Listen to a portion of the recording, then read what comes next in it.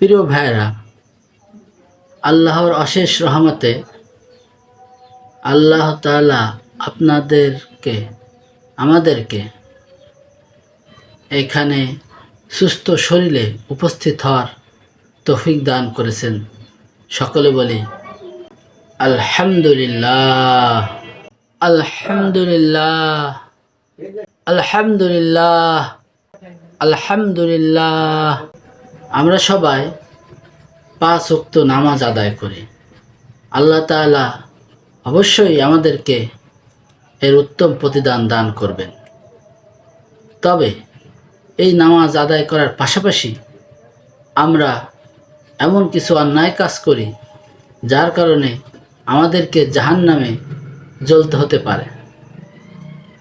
তার মধ্যে একটি হচ্ছে সুদ। সুদ একটি জঘন্যতম অপরাধ। হাদিস শরীফে এসেছে, যে সুদ খায়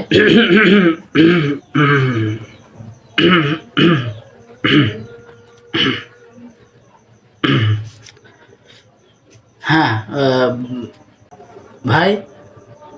ভাইরা, হ্যাঁ, আমরা ঘুষ সম্পর্কে বলতেছিলাম।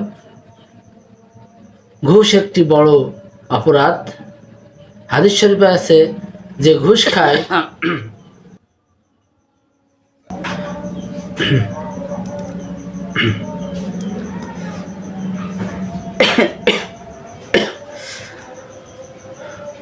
ভাইয়েরা, আপনারা কেমন আছেন? আসলে যা বলতেছিলাম যে অহংকার করা যাবে না। অহংকার হচ্ছে পতনের মূল। হাদিস শরীফে আছে, যার অন্তরে সরিষা দানা পরিমাণ অহংকার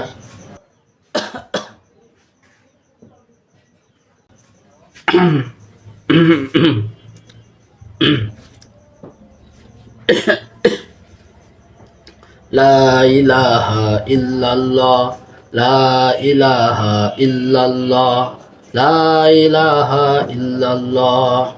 বলতেছিলাম যে অন্যায় করা যাবে না।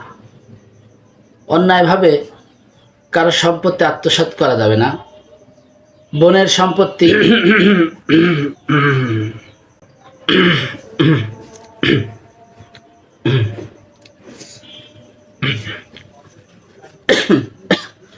সুবহানাল্লাহ, আলহামদুলিল্লাহ, লা ইলাহা ইল্লাল্লাহ, সুবহানাল্লাহ।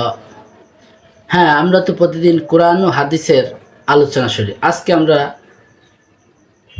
দেশের পরিস্থিতি সম্পর্কে আলোচনা করব। দেখেন ভাই, দেশের পরিস্থিতি কি অবস্থায় দাঁড়িয়েছে। যারা ভালো ভালো আলেম উলামা, তাদেরকে জেলে নিয়ে বন্দি করা হচ্ছে। ইমাম সাহেব, ইমাম সাহেব, ইমাম সাহেব, আল্লাহ আল্লাহ।